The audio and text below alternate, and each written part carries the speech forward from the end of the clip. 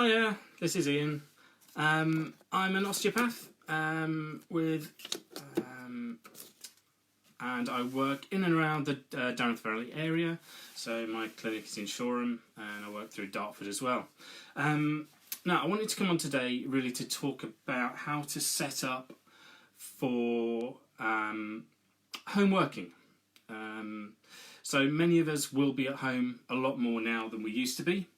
And with that comes the whole desk setup, being comfortable at work, and really the possibility of getting far more in the way of aches through the neck, the shoulders, possibly headaches and that kind of thing. And a good desk setup, or as good as you can manage at home, is going to be really useful to try and mitigate some of that and stop you getting some of those issues. So, the things to consider. If you're working at home, where are you going to put your desk? Now, the best place to try and put that is obviously a dedicated study area, or potentially a spare bedroom. If you can have a space where you can set up, leave it set up, then that's great. Obviously, that may be difficult. You may be sharing space with partners, children, etc. If you can share that same space, then that's fantastic. If not, then think about where else you might be able to do that. Now, for some people, that's going to be the dining room, the dining room table and chair, or the kitchen, or something like that. So the more you can stay out of those heavy use areas, the better. But obviously, if that's what you've got, that's what you've got, and that's what we'll deal with. So in terms of a chair, if you're fortunate enough to have an office type chair at home, then that's brilliant. I'm going to talk a bit about the setup for that, but also then what you can do if you haven't got that. You may just be using a dining room chair, for example. So if you've got an office chair, and ideally one with 5 casters on the bottom, so it's nice and stable. In terms of setting up the chair, you want to set up the chair first and foremost so that you're comfortable. Now, you want to be sitting far enough back in the chair that you've got maybe 3 or 4, 3 fingers widths maybe, between the front edge of the chair and the back of your knee. That will mean there's not too much pressure on there. You want to have the height of the chair, ideally, at the level where your knees are about 90 degrees, your hips just slightly higher than your knees, and your feet nice and firmly on the floor. Now I'm talking about the chair setup first, because this is the thing, I think, if you can get that set up and then set it up with everything else, that's probably the best way to approach things. In terms of the seat back, having it too far upright, too far forward, or too far back is going to be uncomfortable. If you're going too far back, your head is going to have to bend quite far forward in order to be able to see what you're doing. If you're too far forward, you're going to be using all the muscles of your back to kind of keep you in a position. So you want to be slightly reclined, ever so slightly. We're talking a few degrees, just so you can sit back and be nice and comfortable. In terms of chairs with arms, the most important thing with arms is that they allow you some support on your forearms, but also they don't stop you getting too close into your desk. So I'm going to talk a little bit about the backrest as well. So if you've got a movable backrest on your chair, that's fantastic, and you need to make sure that it's at a level that supports your lower back, so your lumbar spine. You've got a natural curvature in your lumbar spine, and actually being able to sit back in your chair with that slight recline, with that backrest and the lumbar support of your chair fitting nicely to your back will give you the most comfortable position to be in. So if we think about your desk next, and do ask any questions as we go along. If you're watching this on catch up, then leave any comments and I will get back to you as well. So any questions about that at all? When it comes to the desk, again, if you have got a standard kind of work desk, then that's absolutely fantastic. we'll be able to set the desk up, set the chair up with the desk. And that's the key thing, really. Generally, in terms of workstation ergonomics, a movable height desk is the absolute ideal. Now, I would guess many of us don't have that at home, and that's absolutely expected, and it's not something we should really worry about. We can set the chair up along with the desk. So again, if you've got a movable height chair, like most office chairs are, do the setup with the chair initially. Get yourself set up, get yourself comfortable, get yourself in the right position. Now I'd like you to move to the desk. So, with the desk, what you're looking for is ideally that the forearms, you have some forearm support on the desk and that your elbows are at desk level.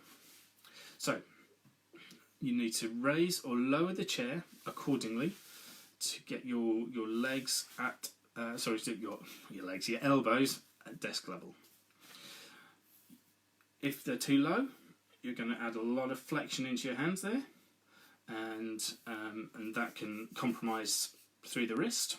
So you'll end up sitting and working like that.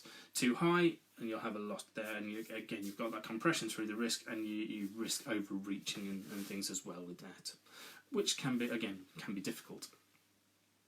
So move to the desk. Make sure you can get close enough to the desk to be comfortable.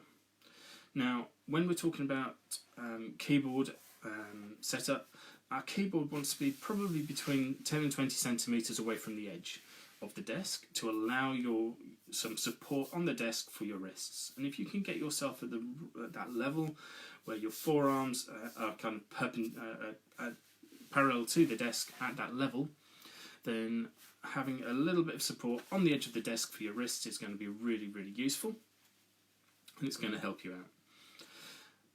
So, if you need to lower or raise your chair, then that's great. Now, as we've talked about before, I'm going to talk a bit about kind of non-optimal setups, I guess, for now and for this particular time when we're all trying to work from home and trying to work around everybody else. So if you've got a dining room table and dining room chair, obviously you're not going to be able to raise or lower those particularly. So think about the chair and the table together.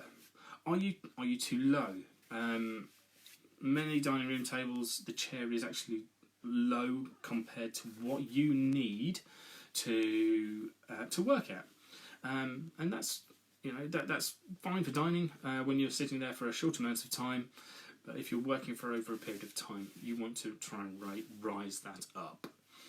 So what can you do? Well, the easy thing to do to raise you up is sit with a cushion under your bum, or a couple of cushions, something like that, just to give you that extra little bit of height. Now, what you do need to make sure is that you can still get your thighs comfortably under the desk when you're doing so. You don't want to be the desk compressing your thighs, so you're doing that. That'll make you extremely uncomfortable. So it's going to be a bit of a compromise about how you sit, where you sit, and bringing yourself to a good level. Make sure the arms on your chair, if you've got arms on your chair, will allow you to get underneath that table. And that's especially true actually for the office type chairs. Most of those you can raise or lower the arms, make sure they're low enough that they can slide under the table to let you get close enough. If they can't, it may actually be an idea to take those armrests off your chair. Obviously not your fine dining chair with finely carved arms, but your office chair, you can do that quite easily. It's usually just a screwdriver or an Allen key or something just to detach those. And it's more important to be at an appropriate distance from the desk for work rather than having that arm support on the chair. The other thing with a dining chair to think about is then making sure you've got appropriate back support. Using a towel or a little bolster behind you, the lower back, can give you that support. It's not going to be optimal, it's not going to be ideal, but it's going to be better than having an unsupported back or a back that's not well supported at all. Okay, so we've talked about the chair and the chair height for sitting compared to the desk. Now, what you need to make sure as well is that when you have got your desk and chair set up as good as you can get it, is think about where your feet are. Now, what you don't want to have is your feet dangling in the air or barely touching the ground.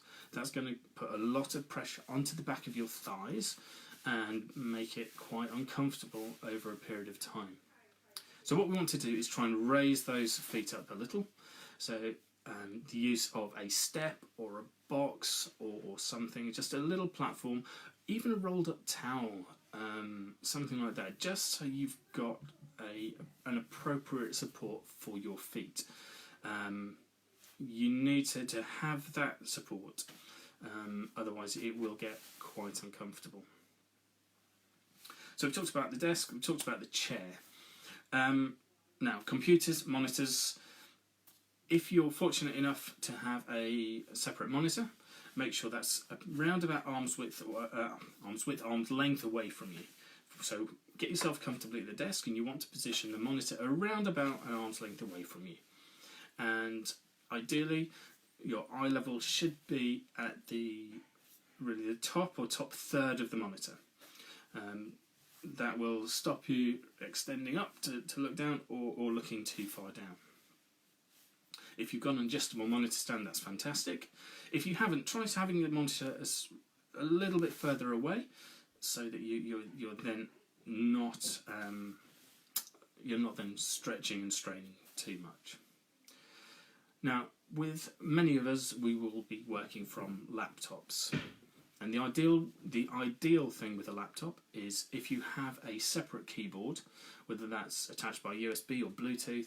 Use that separate keyboard, put the laptop on a stand, if you can, or prop it up, and use that as a monitor. Bring the screen to that eye level as much as possible. Use that separate keyboard, and ideally, if you have a separate mouse as well, that would be perfect. If you haven't, then try and move your laptop as far back as you can comfortably. If you haven't got a laptop stand but you have got a keyboard, just move the laptop further away from you. That will again stop you looking right down, and you will be able to have a much less flexion through your neck. That neck flexion will cause some stiffness and tightness potentially through your shoulders and upper back, and that's what we're trying to avoid. Now, if you've not got a separate keyboard and you are having to use your laptop, then again you want to make sure that the laptop is as far away from you as you can comfortably put it. So you don't want it right by the front of the desk, so you get all kind of crunched up and you're looking right down to see it. Have it a little bit further away so that you can get a good part of your forearm on your desk and you can move away. Now, and so you're trying to just remove as much of that head flexion as you can. Okay.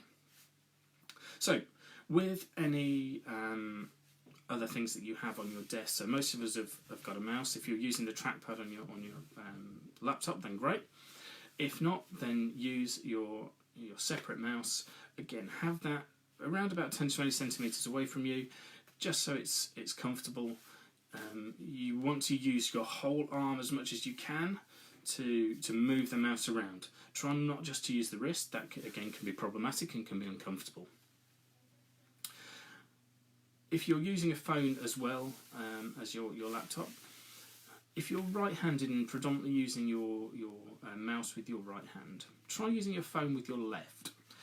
It evens up a little bit what you're doing with one hand and the other.